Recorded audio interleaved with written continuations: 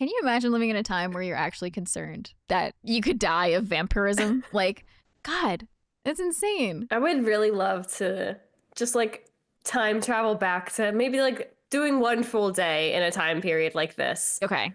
Especially Victorian era medicine, like going to like the med schools there and what they were doing, like sitting in like those observation rooms. Yeah. Like the lecture halls. That would be so cool. Would they let us in as women?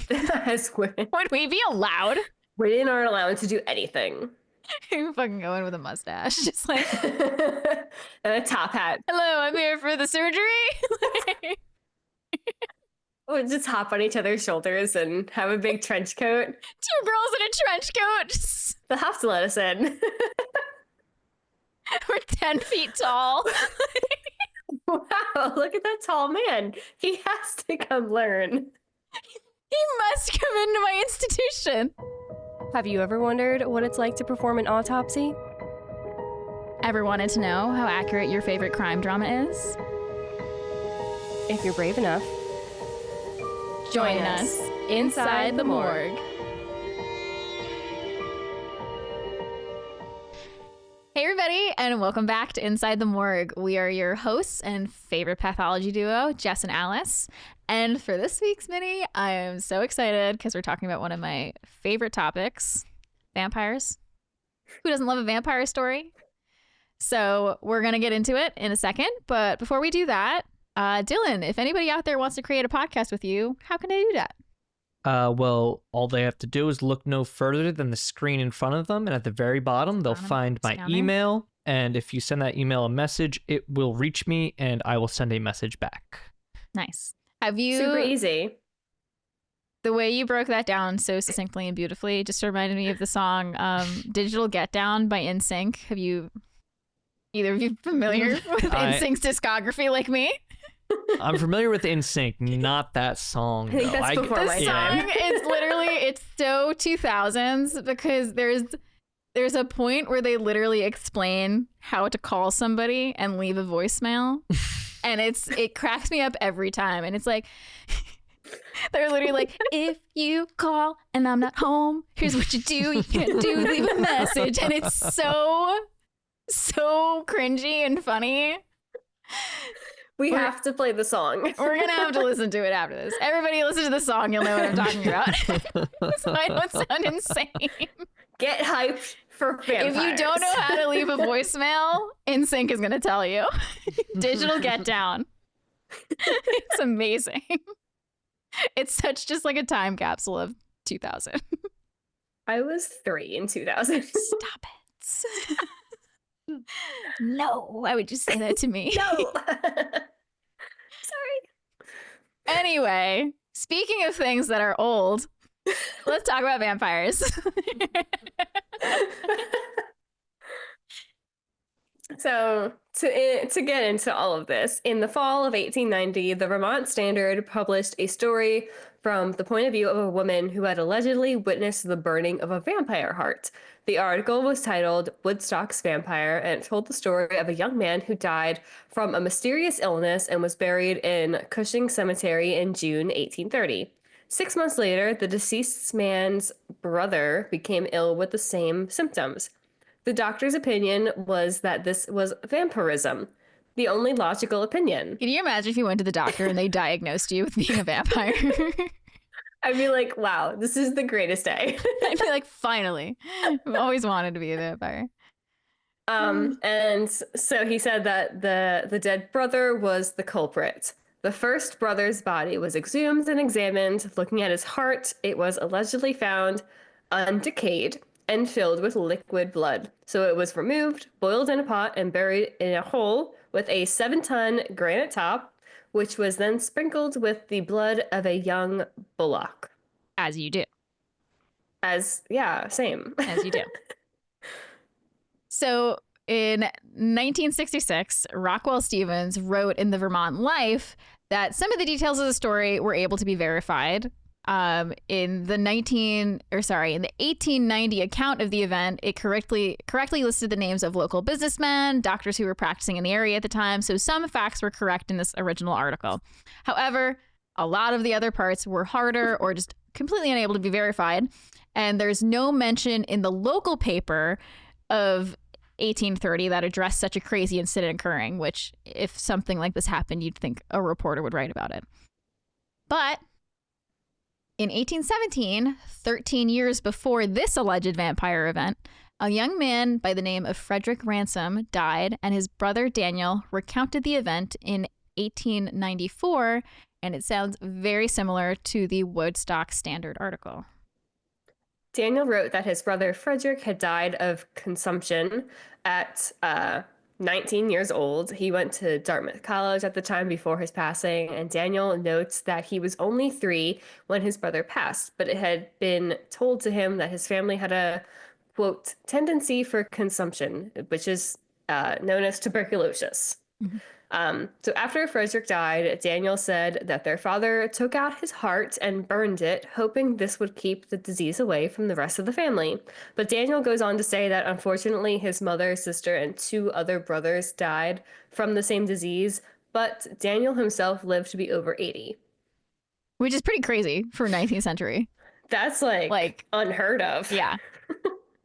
So, another weird story. In Exeter, Rhode Island, several members of the Brown family suffered from what would later be known as tuberculosis. The mother of the family, Mary Eliza, passed away first, followed by the eldest daughter, Mary Olive, in 1884.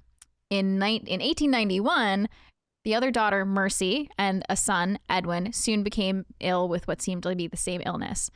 Mercy was the next to pass away, and the town believed that this was all the work of a vampire, although they didn't use that name at the time, but they believed it was like the undead were causing this illness. So folklore at the time linked multiple deaths in one family to the work of the undead. And George, the father of the family, was eventually persuaded to permit the exhumation of his wife, Mary Eliza, and his 2 daughters, Mary Olive and Mercy. So upon exhumation, Mary Eliza and Mary Olive both showed the suspected signs of decomposition. However, Mercy exhibited almost no decomp and still had blood in her heart. This was interpreted as Mercy being undead and the cause of Edwin's continued illness. So as superstition dictated, Mercy's heart and liver were removed from her body and burned. The ashes were mixed with water to create tonic, and this tonic was then given to Edwin to drink. But unfortunately, it was unsuccessful and he passed away from the illness. And then George Brown ended up being the only one of the Browns to not contract tuberculosis, and he lived until 1922 and then lived to see the development of the BCG vaccine, which was used to treat and cure TB. Still is. I can't, that is cool and interesting that he got to live to see the disease have a cure and treatment, but that has to be heartbreaking at the same time. And then you're like, oh my God, I thought this. It eradicated his whole family. That's tragic. So these are just 2 incidences of what was known as a vampire panic. In New England, the vampire panic was a reaction to tuberculosis outbreaks in the 19th century. Tuberculosis was thought to be caused by the decedent consuming the life of the surviving family members, and bodies would be exhumed pretty often, and certain organs would be ritually burned or removed and buried to stop the vampire from attacking the living. And tuberculosis was called consumption at the time because it appeared to actually consume the person infected. It's a bacterial disease and it spread rapidly among families in the 19th century, and this led many to believe that the undead were consuming the life forces of the living. The bodies were often exhumed to see if they were, quote, undead, and would be determined to be if they were looking unusually fresh with the heart and other organs containing blood. Most often, the body would be turned over in its grave to ward off attacks, and in more extreme cases, like Frederick Ransom and Mercy Brown, the organs would be burned, sometimes ingested by the living, and sometimes the decedent was even decapitated. So it's unlikely that the deceased people would have been called a vampire quote, like using those actual terms by their afflicted family members because this term wasn't really common. However, newspapers and outsiders at the time did use the term due to the similarities of the symptoms of tuberculosis being symptoms to contemporary vampire beliefs of Eastern Europe and just general vampire folklore. So in popular media, the Northeast vampire panic had a lasting impact. The Mercy Brown incident was inspiration for Caitlin R. Kieran's short story, So the World Runs Away, which makes explicit references to the whole incident. And it's even been suggested by scholars that Bram Stoker, who we all know wrote Dracula, knew about Mercy Brown's case through newspapers that he had read and based one of the characters in Dracula, Lucy Westenra, on Mercy. And the incident was also referred to in one of H.P. Lovecraft's stories. In reality, neither Frederick Ransom or Mercy Brown were vampires. In Mercy's case, the reason that she was found undecayed, or at least not as decayed as her sister or her mother was, is because she passed away in winter and her body was kept above ground in like a crypt. So her body was basically frozen in the temperatures. So that would greatly decrease the rate of decomposition and decay. Mm-hmm. And the ground around was unfrozen, so she was able to be buried. After the ground was unfrozen, she was then able to be buried in a grave. And today, people can still visit her gravesite at Chestnut Hill Cemetery in Rhode Island. Metal bands connected to a post around the ground protect the headstone from being stolen. And directly across from the cemetery, from the Brown plot, is a small triangular stone building cited to be the crypt in the story of her vampire myth. So my question is, do you want to go to Mercy Brown's grave? Road trip to Rhode Island. I've actually, that's on like my dark tourism list, is to visit to Mercy Brown's grave and see the crypt where like they Did we just unintentionally do a dark tourism? I think we intentionally, because I picked the topic. No, I'm just kidding. And I want you to go to Twilight so much. She wants any excuse to talk about vampires. I do love Twilight, and I'm unashamed of that now. But check out I've always loved vampires. Upcoming Twilight episode. Yeah, I know. Yeah, Cult Pop's gonna do a Twilight episode, and I'm so excited. I did, and I've always been fascinated with vampires before even Twilight. I've loved any kind of vampire media I can get my hands on. I am fascinated. So this is another sect of like 19th century history that fascinates me, that they thought the threat of vampires was real. Like, did you watch the original Nosferatu? A while ago, yes. Yeah. I thought you would. Yeah. Yes, I have. Yeah, vampire mythology has always fascinated me. I cannot explain why. I'm just so edgy, guys. About it. I'm just so quirky and weird. No. So emo. Were you never like really into vampires? Was this never a phase? I don't think I was. Damn. I like really wasn't that into Twilight either. But even before, like you didn't get into like True Blood or no. Vampire Diaries? I did watch Vampire Diaries, but like after Vampire, I didn't even watch the last season because like I got lost after. But I didn't do any of the spin-offs of that either. So like I don't think I was actually really that into vampires. It was just like a show I was watching. Never Interview with a Vampire, the movie or the show. Never. Nah. So good. Or the book. Nah. I actually haven't read the book, but Interview with the Vampire is one of my favorite movies. Tom Cruise and Brad Pitt. And I usually don't like Tom Cruise. Not a huge Tom Cruise guy. Didn't they make a TV show of it too? I still have to watch it. I've heard it's very, very good. But yeah, the movie is one of my favorites. I did a costume of Lestat, who is... I know the characters. Yeah, Lestat is Tom Cruise's character. And there's a scene where they try to kill him. And they slit his throat and throw him in the swamp. And he comes back. He like crawls back, but he's all like gross and decayed. Ooh. I did that as a vampire look. And I'm really proud of it. Another self-brag. Last week I bragged about Exorcist. You know what, guys? Just check out my Instagram page and I'm just going to post all my cool special effects makeup. It's really good. She's so talented. Oh, thank you. Start out roasting me for my Twilight obsession, and then quick little Gotta hit you where. But I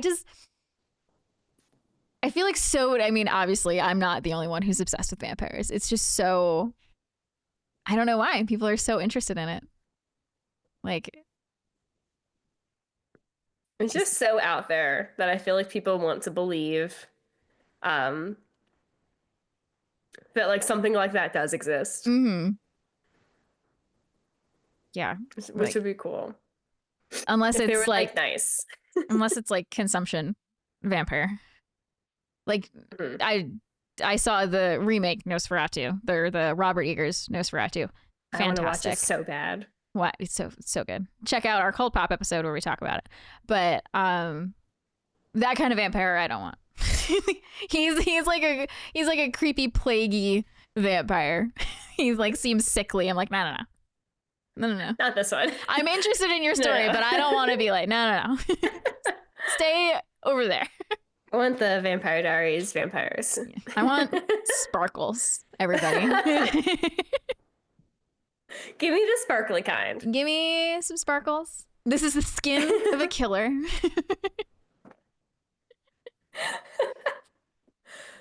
The vampires have always fascinated me. And this whole like vampire, can you imagine living in a time where you're actually concerned that you could die of vampirism? Like,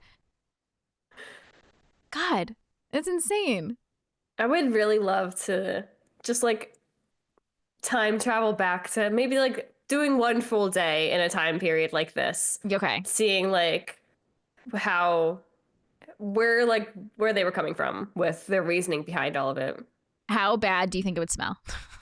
Oh, terrible.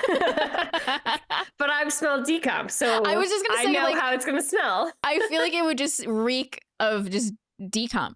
Like I feel like your brain doesn't want to work anymore, so you get used to it. Yeah, I feel like it would smell like decomp, and I feel like it would smell like the morgue. I feel like it would just like we're prepared for this. We've been training for this to be sent back in time. I just want to see what it was like. I don't want to live it. Especially Victorian era medicine, like going to like the med schools there and what they were doing, like sitting in like those observation rooms. Yeah. Like the lecture halls. That would be so cool. I would love that. Would they let us in as women? Would we be allowed? Women aren't allowed to do anything. You fucking go in with a mustache. Just like, hello, I'm here for the surgery. Or just hop on each other's shoulders and have a big trench coat. The Two girls in a trench coat. We're 10 feet tall. Wow, look at that tall man. He has to come learn. He must come into my institution. Wait. But real talk, who's the head? All right. Me. I feel like it's gotta be you. You're later. I'll do all the talking. Yes, please. I'll smooth talk our way in. I love it. I'll do your makeup. I'll do special effects makeup so you look like a man, and we'll do it. I need a mustache. All right. I love how this is our biggest obstacle. We're not even talking about the fact that we'd have to time travel to do this. We're like, wait, who's going to be on top of whose shoulders? It's, yeah. To go visit Victorian medicine, medical schools. Oh my goodness. Oh my God. If you guys have any other suggestions for like mini episodes that we could do, again, like feel free to DM us, email us. We're willing and able to talk about anything. Yeah. And you know what? Let us know who you think should sit on whose shoulders to break into Victorian medical schools. Let us know where you would time travel to. Yeah. To like spend a day. Yeah. Where would you want to go to just spend a little bit of time, just to pop in and see what it was like. Mm-hmm. Yeah. Would you do the vampirism era? It's so weird. I just want to know what it smells like. I want to know if I'm right. I want to know if it smells like a morgue all the time. I'm sure it does. I'm sure it does. I just want to know. Oh my gosh. All right, everybody. Well, I think that will end this episode on tuberculosis and vampirism. If you guys have any other suggestions, or if you want to check us out, we're at Instagram or on Instagram at Inside the Morgue Pod. You can also check us out on YouTube, either on Young Junk's page or our own YouTube page. And yeah, check us out next time for a brand new dissection. Our next episode is episode 100. So we're trying to plan something special for you guys. Still TBD, but we'll let you know on all our socials what we figure out we're going to do for you guys. And we'll see you next time. Awesome. Bye. Bye. Young Junk!